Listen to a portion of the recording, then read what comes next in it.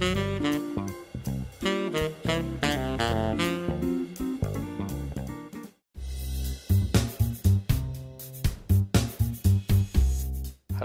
greetings to you all viewers, and today we are going to see how we are going to list the properties and how you'll be able to sell your properties with Barfoot and Thomson.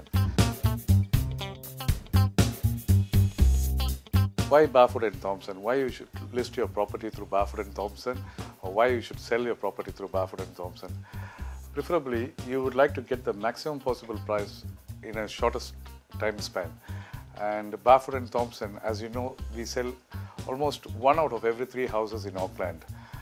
Also, there are more than 1,000 salespeople working for our company, and there are more than 60 branches which has been operated only in Auckland and up north.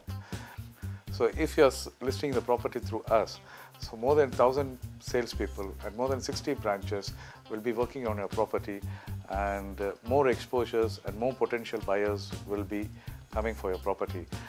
There are different methods of selling your property like tender, auction, price by negotiation, and let us brief one by one individually.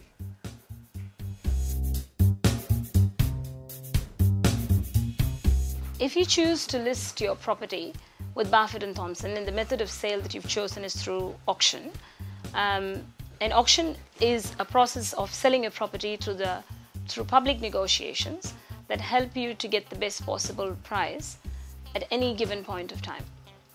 Now, some of the benefits of selling through auction is that it gives you a sense of urgency. So if you are in an urgency to sell your property, when you decide to put it on auction, it gives you a definite date on which your property needs to be sold, and then there's more buyer competition because the buyers have to make a decision on a particular given date.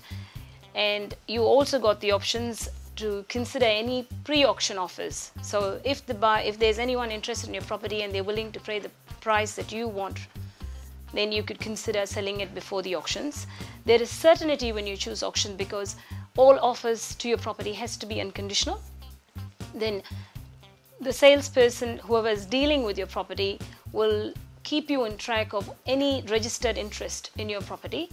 And the last is there's no price limitation. So in case if no one meets your reserved price, you don't necessarily have to sell. So you will be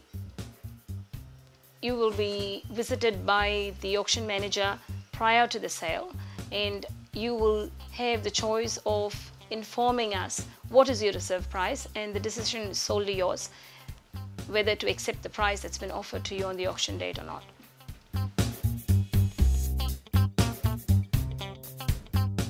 Now, looking at the process of selling your property through tender. Tender is a process of selling your property through the process of private and confidential offers made by the buyers given within a set date. Now, it's got its own advantages. The first one being it gives you a sense of urgency, in the sense if you want to sell your property within a given set frame of time, then you could choose to sell by tender because that'll help you get the offers within a given period of time. And then it also gives you there's a lot of buyer competition because the buyers are forced to make a decision within a particular time frame. Then it gives you a lot of flexibility in the sense you've got 3 working days time to decide on which offer to accept. And like we briefed you before, the salesperson involved will give you a feedback on all the buyer interest that's registered with them. And there's no price limitations, so the buyer is able to express his price, what he thinks the property is worth for, of course subject to you accepting the price. And the last thing I would say is it could attract a lot of buyers because the buyer is not actually forced to give you an unconditional offer. So in the sense he's also allowed to make a conditional offer. He might have a condition on finance or condition on something else that he thinks is important that needs to be met before he makes a decision to buy your property. Now another method of listing your property is sale by negotiation, when you decide to sell your property by negotiation, you could either opt to sell it with a fixed price or without fixing a price, where the buyer who has inspected the property decides on what is the market value of your property. Now, when you have a fixed price, when a buyer is looking for your property in the internet, he would know what is the price you're expecting.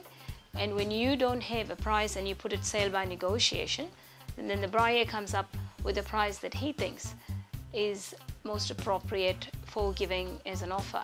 Now, all offers are made by the buyer through the sales agent, and the sales agent comes to you with an offer. The offer can either be a conditional offer or an unconditional offer. A conditional offer is when the buyer has inserted a few conditions that needs to be satisfied before the sale can be complete, and now these conditions have to be completed within a given set of time that is mentioned on the contract. And as a vendor, you can decide whether the price is what you require, or if you think the price is not acceptable by you, you have the option of countersigning on the contract and letting the buyer know about your price expectation. So it is a process of negotiation where the salesperson acts as an agent between the buyer and the seller and helps you to get a price that you are happy with.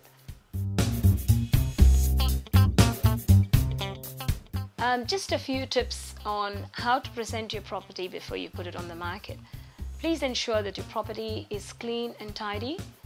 Make sure that it's nice and bright. So in other words, if you need to put in some extra bulbs, or make sure that there's enough light coming into the property. Also check your street appeal, because the buyers would look at the street appeal as well, as much as they would like to look at your property. So just make sure it's clean, your premises are clean.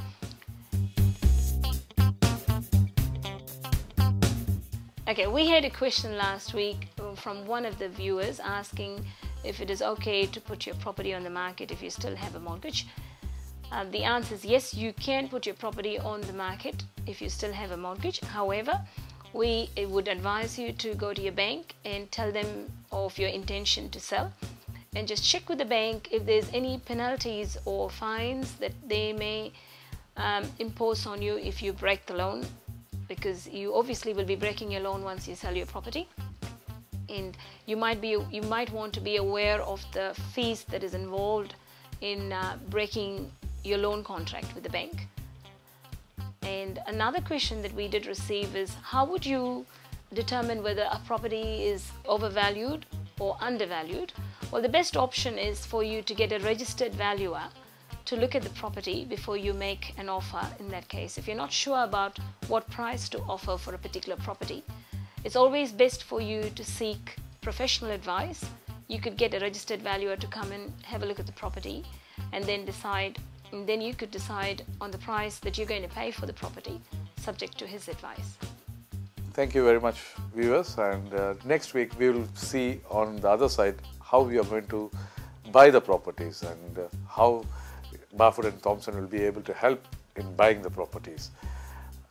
Until then, it is bye from Sheba and Soundhar. Thank you very much.